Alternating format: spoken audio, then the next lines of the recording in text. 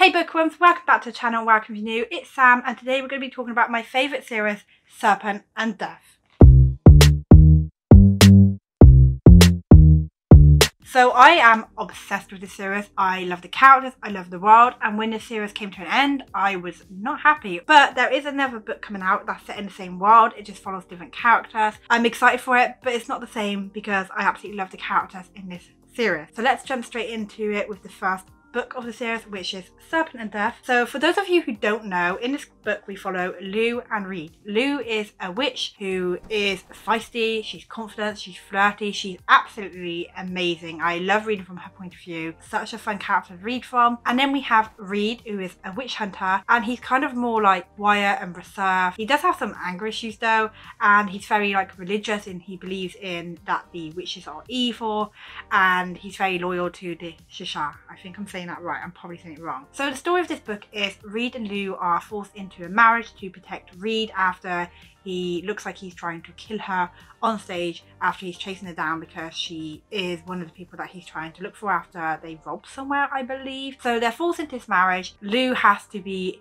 in the enemy's layer of the people who hunt her fairy people, the witches, and they have no idea who she is, but she's got to keep the secret because now she's in the layer with all these people who do this, but also her new husband is also a witch hunter and has no idea who she is. And then you've got Reed, who is oblivious that his new wife, who he really doesn't like to be honest, is a witch. And yeah, this is an enemies to lovers romance book, and enemies to lovers romance books aren't always my favourite because I feel like they're always done badly, or just, you know, that predictable way it's going to be, like, oh, they're enemies for like 2 pages and then they're in love. But this book, wow, this knows how to do enemies to lovers. Shelby wrote it so perfectly that you just absolutely fall in love with these characters and the way their love story grows over time. It's just done so well. I was really shocked that I found love with this book. It's one of the books as well I was really scared to pick up because there was a lot of people saying, oh, it reads like fan fiction, it's just not so good. But I just disagree completely. This book is 100% worth 5 stars and I would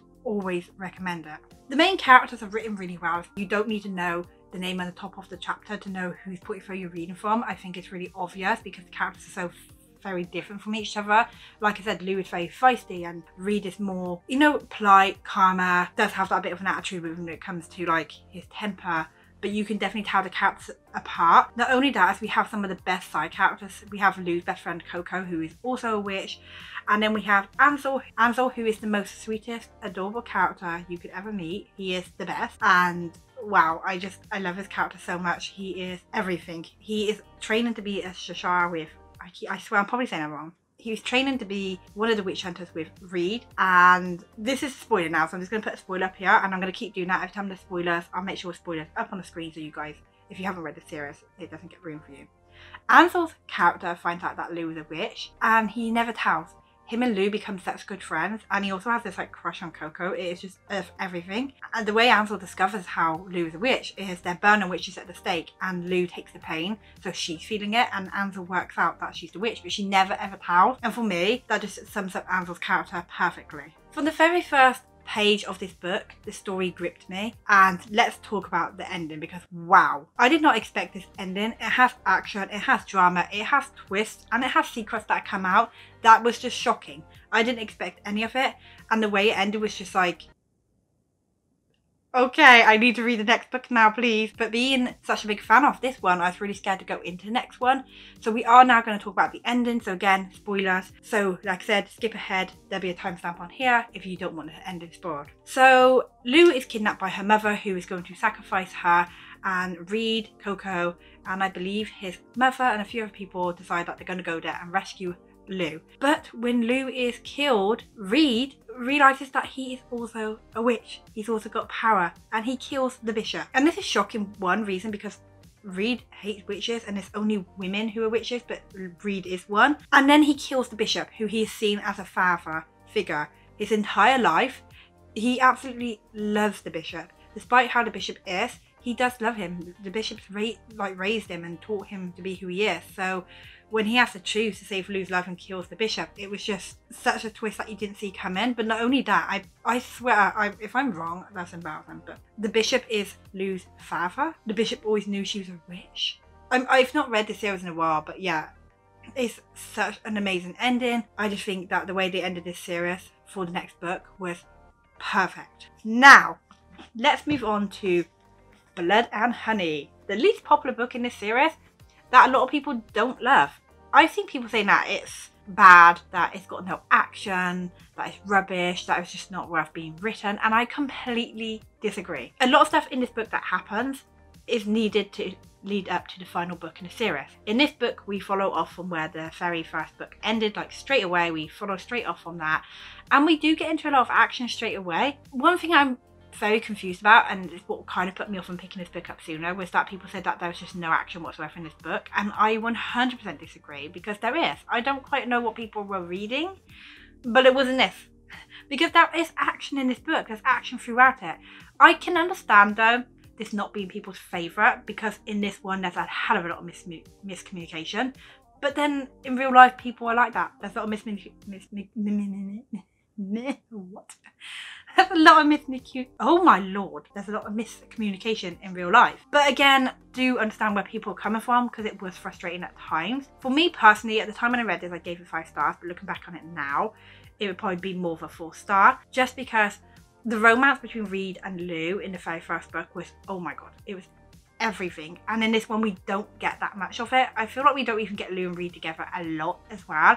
And that's one of the things that I was really disappointed about, and felt like Shelby should have continued from the first book, their romance, and making it grow. And I know they've both going through a lot, but it would have been nice to see the characters go through it together. So again, spoiler warning. So obviously Reed is learning to cope with the fact that he is now a witch, and that he is the very thing that people hate. And this causes a lot of tension between him and Lou, because Lou is a witch and Reed loves her, but she questions this, because how can he hate himself and who he is so much and love her if he hates witches and he doesn't want to be one? And throughout the book, Lou is trying so hard to get him to like use his magic, and he just does not want to. He absolutely hates who he is, and that's something that's a big struggle throughout the book, and definitely causes a wedge between our 2 main characters. I do have to say, yes, this is not my favourite in the entire series. Did I hate it? No. Was there loads of action? Yes. I think there's a lot of stuff that happens. The characters, though, for some reason are very bitchy and arguing a lot in this one, because of a lot of stuff that they're trying to do. They're trying to build an army against Morgana, but I don't think this is a bad book. I do have to say there was like parts in it that I was a bit like a bit bored, but still this is a 4-star read for me. And the ending to this one was just frustrating, but not in a bad way. It was frustrating in a good way, to the point where like, are you serious? Are you serious that this happened? Because I now want to read the next book, but I'm also now scared to read the next book, because a massive thing happens near the end of this book that I think a lot of people who do love this series were not happy about. And I was not happy about it, but I do understand why Shelby chose to do this, because people do die. Now, I don't want to say who yet, so I don't want to spoil that right now, but a character does die in this book, and I don't think one person was happy about it. I think every single person had their heart broken when this happened. And then after this happens, something major happens that leaves off for the next book. And it was just like, okay, wow. I will say, yes, the Blood and Honey is not nowhere near as good as the first book, but it is still worth reading. Like, it's got so much that happens in it that you need to read, because it does continue from that series, and you learn a lot more and you discover a lot more, and it leads on to the final book. So yeah, you do still need to read this one, because people have said you could skip it, but you really can. You need to read it. I feel like the ending was perfect compared to the rest of the book that wasn't maybe so perfect. There was a few things that could have been better. Again, like I said, I still love this book and I'd read it again. For me, 4-star, I loved it. Now, we're going to talk about the finale, God and Monsters. And I took so long to pick this one up, longer than any of the books, because 1, the size, but 2, I was really scared that it was going to disappoint me. I wanted the series to end in a way that was so perfect, and this did. This was the most perfect finale to a series you could ever get. It was incredible.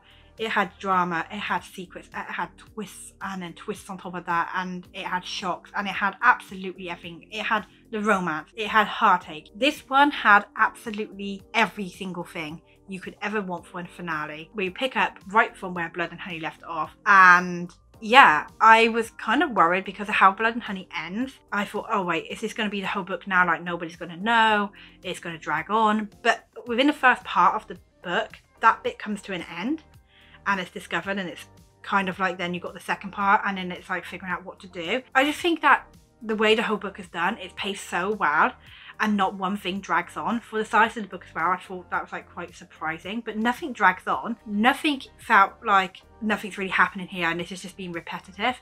It was just done perfectly. So now I'm going to talk about a scene that I feel like was such a big moment in this book. So this is a kind of spoiler, so once again I'll put that spoiler and stamp up there. But yeah, from the second book we know that Ansel dies, and I was really worried that we wouldn't hear the characters talking about this character anymore and wouldn't remember how important he is, but that didn't happen. His importance to these characters was throughout this entire book. He's not forgotten. We see the characters struggle, but one of the biggest moments for me in this book is when Lou is struggling to fight off Nikolaya, because Nikolaya's taken over her body and she's fighting back and Lou could possibly die, and we find out that the white wolf that's been following them is Ansel, and he tells Lou that he's okay and that he's going to find peace, and he shows her what kind of peace looks like and that he's trying to convince her why she should go on. And it's such an amazing moment because it's Ansel saying goodbye to Lou, and Lou really does love Ansel, and obviously her last words to him weren't exactly nice. She was kind of harsh to him to try and protect him, and obviously that failed massively. And then he goes and says goodbye to Coco, and I think it was such an important moment to put into this book because Ansel is such an important character from the very first book. He's one of the most lovable characters you could ever create, and I think everybody pretty much fell in love with him.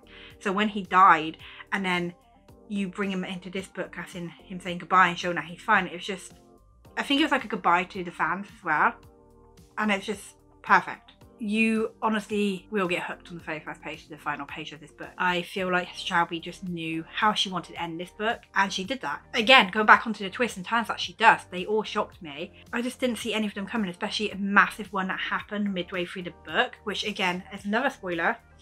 So Reed forgets all of his memories with Lou, forgets that he ever found love for her, forgets about the witches and that he trusts them and he doesn't hate them anymore, and he's gone back to the very first book to where his mind's like, witches are evil, they have to die. He's forgotten he's a witch. He hates Lou, and Lou struggles because she wants to try and make Reed remember that he's in love with her, but it's kind of hard when he absolutely can't stand her. And that was another thing that happened in the book that I remember when it happened. I was like, wait, what like new, because it's like you've seen Reed grow throughout the books and grow to love Lou for who she is and kind of start accepting who he is, and then suddenly he just forgets it all and you're like, why? So yeah, I think that Shelby putting that into the book, that big twist, definitely was a twist that I don't think anyone saw coming, and I loved it. I loved it so much. I think it just added so much more to the final book because it made you wonder, like, can they fix this? Will they fix this? Will it go back to how it was? It was just done really, really well. And then we get on to the final battle between Lou and Morgana, her mother. The one that I think everybody's been waiting for, because if you don't know, from the very first book, this is pretty much her battle with her mother who wants her dead to sacrifice her, and Lou's been running from her, and the final battle happens, and I did not expect the final battle to make me feel as emotional as it did, but it really did. I found it really emotional. I felt so sorry for Lou. Deep down, this is still her mother, and I feel like Lou has always wanted her mother just to love her, and obviously for Lou, she's just someone that the mother just wants to kill her. She's just a sacrifice. She's just a means to an end, and I found it really hard. I thought the battle was going to be like a lot more like, yes, finally, and it is like that because it's got a lot of action. It's not disappointing at all. The final battle was perfect in every single way. Like, it made it intense, it gave drama, it just made you feel absolutely everything, but it also gave you that emotional feeling as well for Lou in these moments, and I just absolutely fell in love with it because it was just perfect. I couldn't fault this book at all. And then we have the epilogue. So for those of you who know and have read this book, you know what I mean when I say the epilogue. It not only made you emotional but happy. You were like, you felt happy but you also felt sad, and it was the most perfect epilogue ever. I don't normally like epilogues in books. I don't. I just feel like sometimes they ruin it, but this is the only epilogue that I feel like was worth it and actually needed to be put in it. Wrapped up the book perfectly, and it was so emotional but happy emotional as well, that I was like crying with happy tears, but also at the same time I was so sad. But it's so beautifully written. The ending of this book was just wow. I think Shelby chose the epilogue and the way to end it perfect. I think that if she'd done it another way, and I think she knew that by doing this was gonna make a mark on the people reading this forever. Like, that will never be forgotten for me, and I'm so thankful to her for doing it, because I think that the character deserved this, and I'm so glad. This entire series is a 5-star. Yes, Blood and Honey was a 4-star for me, but this entire series was a 5-star. It's one of my favourite series, and I don't think anything could ever top it. And I would highly recommend the series to you guys. I think that it's worth reading 1000%. The characters are amazing, the story's amazing, there's action, there's drama, there's twists, there's romance. There is absolutely everything in this book. And if you haven't read it yet, highly recommend going and picking it up. And if you have, let me know in the comments below what you thought, because for me, I can't vote this series no matter what. I know there's some people who don't like it.